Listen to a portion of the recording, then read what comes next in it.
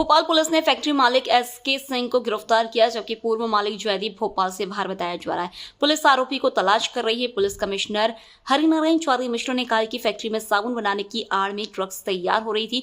SK Singh ने ही आरोपियों को फैक्ट्री किराए पर दी थी। उद्योग नियम के मुताबिक किसी को भी फैक्ट्री अन्य काम के लिए किराए पर नहीं दी सकती।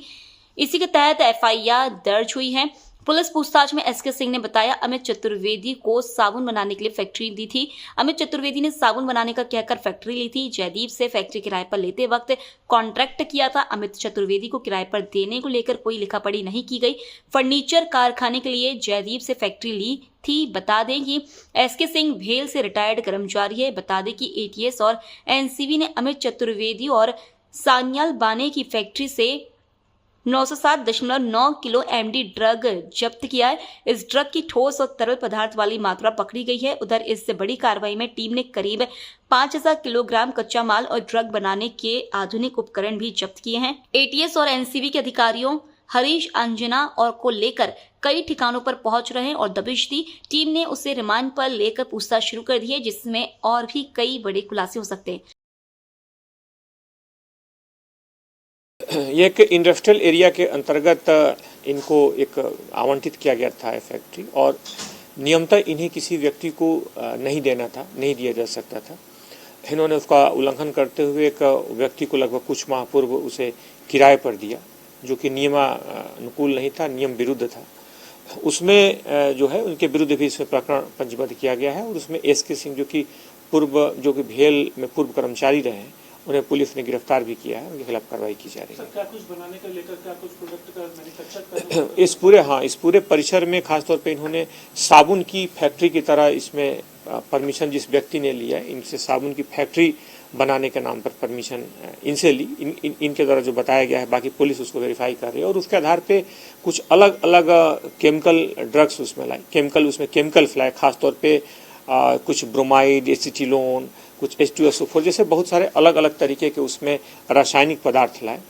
अभी जो जांच में पुलिस उन सारे तथ्यों की जांच कर रही है, क्योंकि नियमतः पुलिस उसमें किसी भी तरह के औद्योगिक परिसर में समान तौर पर उसमें जब तक बहुत आपके पास पुष्टिजनक सूचना ना हो, सीधे औद्योगिक परिसर में जाकर के सीधे जांच नहीं करती है। या तो आपके पास कोई अपराधी पकड़ा जाए और अपराधी से बहुत कंफर्म, बहुत उसमें पुष्टिजनक कोई सूचना हो, या फिर उसमें कोई इस तरह की गतिविधियों के बारे में संबंधित कोई जानकारी है, तो इसमें पुलिस कार्रवाई करती है। बहरहाल पुलिस ने जैसे ही इसमें सूचना मिली, इसमें कार्रवाई इसमें की गई है, और इन लोगों के विरुद्ध चूंकि इन्होंने जानकारी नहीं दी और गलत तरीके से फैक्ट्री के अंतर्गत दूसरे व्यक्ति को किराए पर दी, तो इनके विरुद्ध कार्रवाई की गई। इसमें सर जो अब जितनी फैक्ट्रियाँ चल रही है, क्या पुलिस से उद्योग विभाग से वेरीफाई करवाएगी उसको, उसके साथ मिलकर कुछ इसमें संबंधित जो विभाग हैं उनके सहयोग से खास तौर पर उनकी पूरी एक टीम बनाई जाएगी, संयुक्त टीम, और इसके द्वारा जो इस तरह के दूसरे भी जो औद्योगिक परिसर हैं, चूँकि अलग अलग जगहों पे कई इंडस्ट्रियल एरियाज हैं, और उन एरिया में कुछ ऐसे केमिकल्स हैं जिन केमिकल्स का एक नहीं, उनके अलग अलग 100 अलग अलग उपयोग हो सकते हैं। कोई भी एक केमिकल फिर उसको अलग अलग तरीक़ों से उपयोग किया जा सकता है, तो उनको अलग मिक्स करके अगर किसी भी तरीके का उसका अगर दुरुपयोग हो रहा है उस केमिकल्स का, तो इसके बारे में संयुक्त टीम बना करके पुलिस उन जगहों का, खासतौर पे जो औद्योगिक परिसर हैं, उनमें संयुक्त टीम के द्वारा भी परीक्षण किया जाएगा। जैसे मैंने बताया आपको कि 2-3 माह पूर्व से ऐसी सूचना थी कि इन्होंने कहा कि 2-3 माह पूर्व से ऐसा बना रहे थे।